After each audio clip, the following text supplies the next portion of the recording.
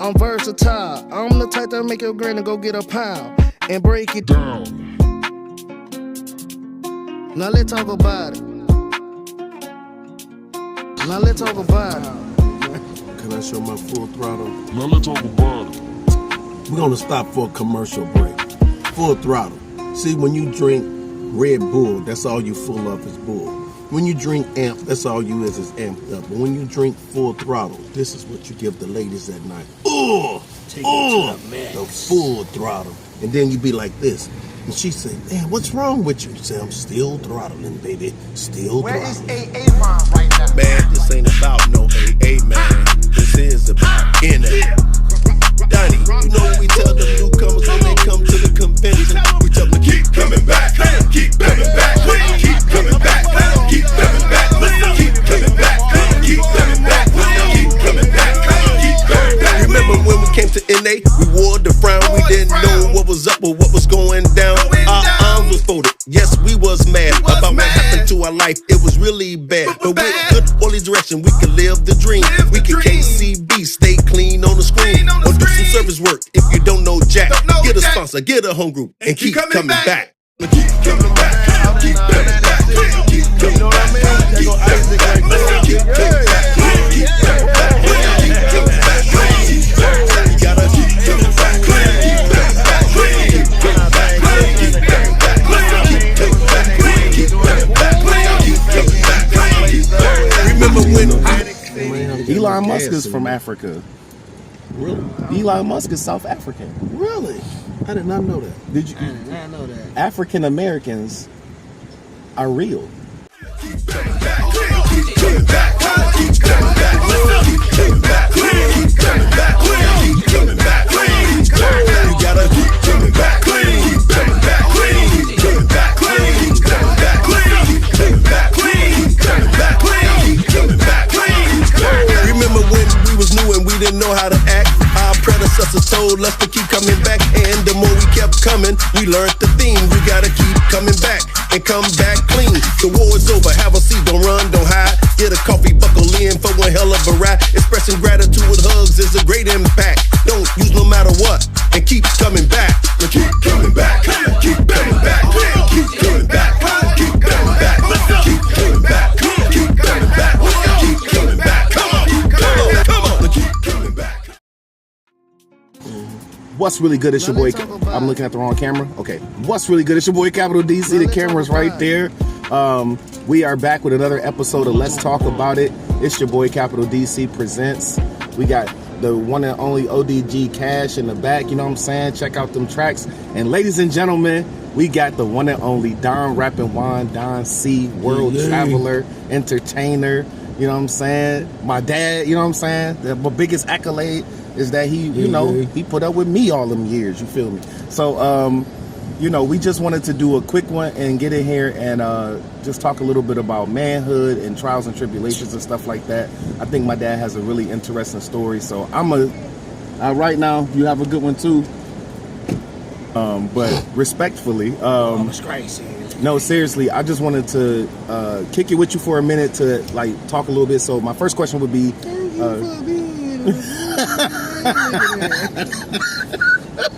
do like a golden. So you grew up in Chicago, Right. born and raised. Yes, sir. I'm supposed to know this, but I'm asking for the audience. Yes, sir. And what part of Chicago? What was it like growing up? I know this was what was like the 70s when you were like 60s. You know what I mean? Yeah. I was born in the 60s. But Chicago is such a fast city. You know, by the time I was 7, 8, you know, I knew a lot of stuff. You know, by the time 9 and 10, I learned to.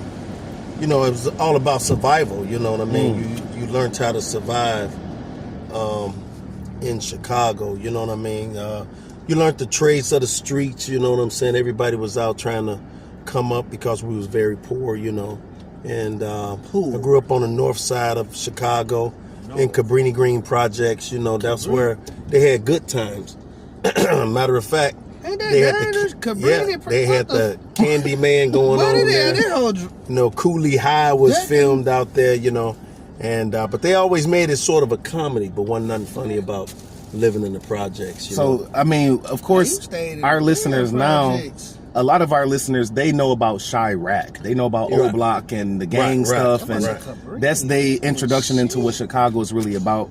My King introduction, Von. my introduction is really more like the Brat is from Chicago. Right. Keenan or Kel Mitchell is from Chicago. Right. The dude that sang for the Lion King. Ooh, I can't. I'm gonna get you. I'm so sorry, my brother. But you know, I look at it like, man, I'm at the age of a lot of really prominent superstars who created a lot of stuff in Hollywood Right. from Chicago.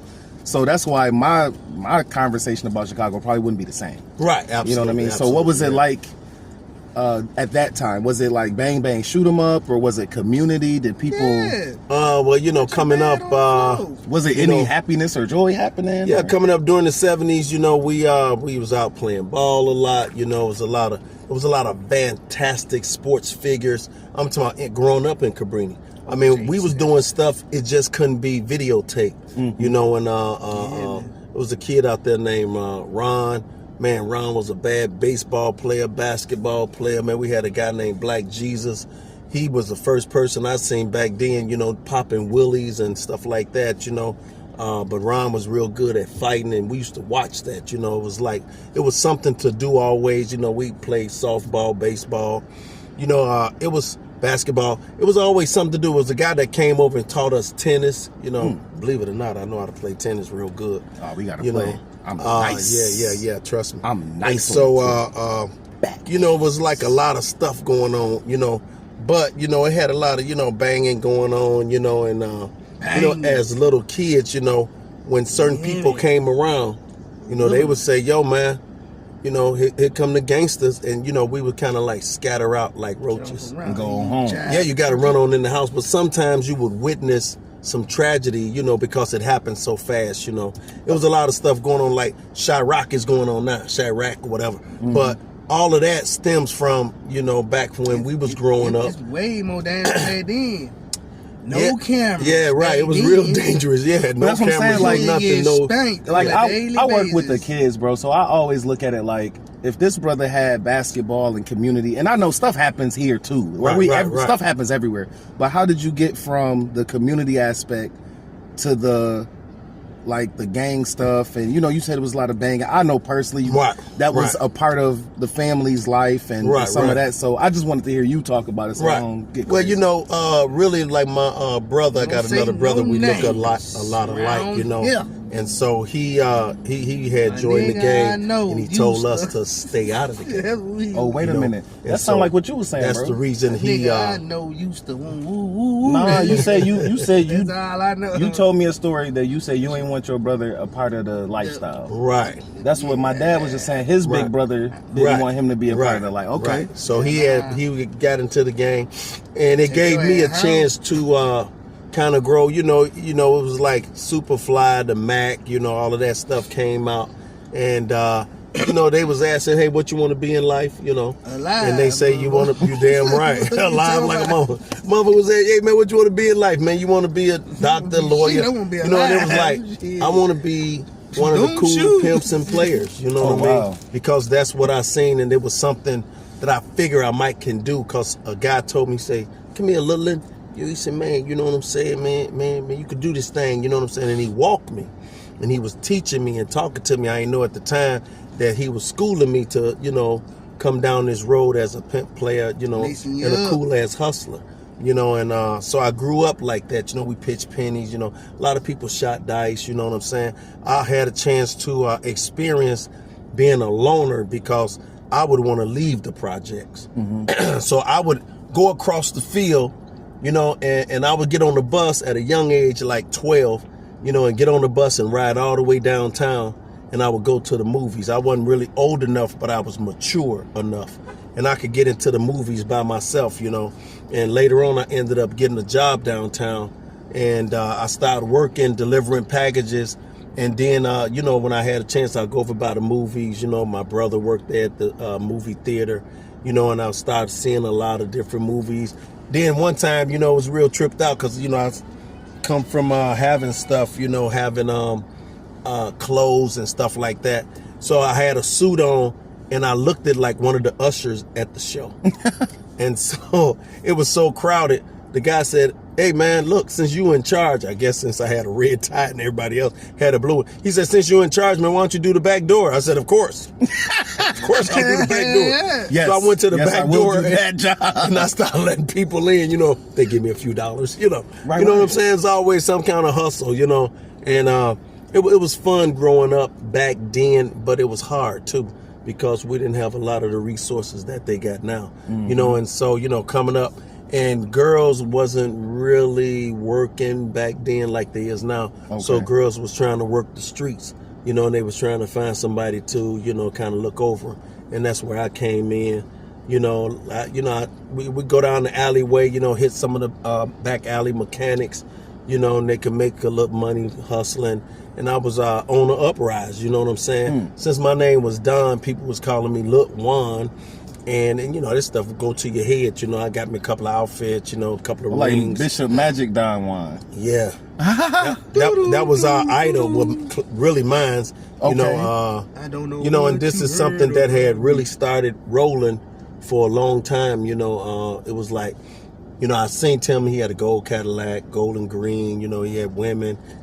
And it was something to try to emulate to move up in life quick, And so I hear a lot about that in like the day and age now, not just Chirac rapping, but like people seem to want that still. You know what I'm saying? Yeah. I mean, the things have changed. So that's why I'm like, I know for you, it's like I'm looking at this like you were a young man going through the stuff, and it's like, how did the streets or the drugs, or how did things pull you from that? Yeah, You know what I mean? Or was it all mixed in and kind of like? No, it was a good life. It was like by the time I guess I was 17, something like that. I had a couple of girls working for me. Plus, I had a job. You know what I mean? Because, like I said, I was just up and coming. I wasn't all the way in, 1 foot in, 1 foot out. Okay. And I was working. You know what I mean? And that's when things was fun. And it just dawned on me. A guy, they was like, yo, here's something that they call a white man's high, a black man's problem. And I said, how could it be a black man problem? He said, man, don't ever try this stuff. I said, yo, man, let me try that. You know who I am. Waka waka, you know who I am. Defiant all the way. And next thing you know, man, I tried that stuff, putting it up my nose, and I was like, you know what? I'm finna rule the motherfucking world. Turned you into Kanye immediately. I'm finna rule, baby. And by the time my 6th or 7th time, it was like, I need to get enough of this stuff and hide, so I can do it all, And somehow, I got caught in the grip, of getting high, and I was already a heavy drinker, you know what I mean? And the girls went away, you know what I mean? I became kind of wild as hell. Because, I lost the job. And so now it was like the streets became my home. And it was like I already know how to run in the streets. Now I need to learn how to hustle the streets just to get high. You know what I mean?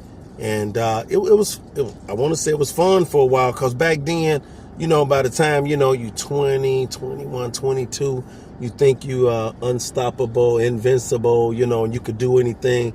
Running from the cops and stuff like that. This stuff was fun. Yeah, fuck 12, fuck 12. Yeah, it was fun back then, jumping the I always fence. run from them bitches. Except for the I good always ones. do your job. Except for the I good always ones. do your job. You gonna Except for come the good get ones me. who we know personally, who love the community and help When they our- take that badge off, it ain't fuck y'all. You got it on, fuck you. The police, Except hey for man, when listen. I need you, I don't need you. big bruh. Listen, I ain't gonna call you. One time, man, listen. I ain't gonna be the one that died in them. We had stole a car, right? Me and my boy Greg, God bless his soul. And we was joyriding, that's what they called it back then, And we jumped out of the car, we trying to run, right? So, the chain link on the fence, I'm just saying. The chain link on the fence is only like a foot off the ground. So I'm running, and just like in the movie, I tripped on the one link fence, the chain link. I said, yeah. It was crazy as hell. I was like, I can't. You could jump over that. Man, I could jump over a tall fence, but I tripped on the chain link fence. And the police, he came up and he said, "Come on here, you know." He grabbed me, he ain't roughed me up or nothing. And so by the time we got to the police station, the police said, "Hey man, you better be glad that you didn't keep running." I said, "Why? If the chain link fixed when he said, man, you see the weight on this guy? It was a fat cop." He said he was gonna shoot you in the back.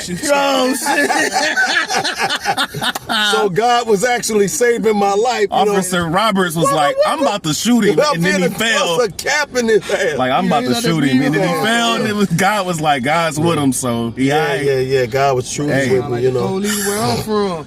Are you mad at me, bro? Yeah, you know what? You know what was really tripped out? Listen, one time, man, this guy, he came into the rec room, man, and he put a razor to my ear. And he said, "I'm going to cut your ear off and slice your throat. Come on." And he took me over to this building they called the Castle back then. And he said, "We're going to throw you down 19th. We went up to the 19th floor, and he said, "I'm going to throw you down the incinerator." And I was going to fall upside down. Yeah, and at the bottom of the incinerator, they got the grinder. Yeah. And I was real scared, And he said, "Man, since your brother hurt my brother, it's a brother for a brother." I said, "But I didn't hurt you." That ain't even my brother. I'm just saying, man, y'all ain't paying me. You damn right. That ain't my brother. We look just alike. Bro, that's like me saying this ain't my dad, yo. Shit. So anyways, dude had the razor, and he asked his brother, he said, "Yo, man, should we kill him now and then throw him or throw him alive?" And I was like, "Oh, damn." And so I don't like none of them choices. This guy came to the door, he opened the door, he said, "What the hell going on out here?" He tried to kill me. And the dude had the razor, he said, "Man, this," and when he took the razor from my ear, pow, I took off. I bet. Man, I hit the stairs, and we used to play the stairs. Y'all know the project game. You grab the stair bars, and you slide down 13 steps, boom, until you hit the bottom. And I did that 19 stories down like that. Ooh. Yeah, God was with me, You scared, you do a lot of shit. Man, yeah, left a lot of waste in that hallway. I bet. And, thank God I got away, but it was stuff like that, A lot of times I got a lot of friends who didn't get away. I got a lot of friends who died. A lot of people got shot. You know what I'm saying? A lot of murder was going on. One young lady was found in the sewer, with 3 shots in her head. And, it was just a guy got shot by the swimming pool. Another guy got set up. They shot him. We was just standing outside. You know what I mean? And a good buddy of mine, we had went to see Return of the Jedi, me and old David. And next thing you know, they said my man E had got killed. And this guy was telling, he said, "Man, the shot came from over there." And pow, you seen his lip bust open. And they shot him as he was trying to explain what had happened. Man. We all ran in the building, and so, yeah. It kind of seemed like that one way to tell nigga talk to me. It came from over fam. It was rough, but it is what it is. And we found that it was some dude trying to get initiated into the game, so they said, "Hey, kill somebody over there." Right. And it was random. Yeah. So it was life like that. He talking anyway. So a lot of times, getting high was the thing to escape from all the madness that was going on a daily basis.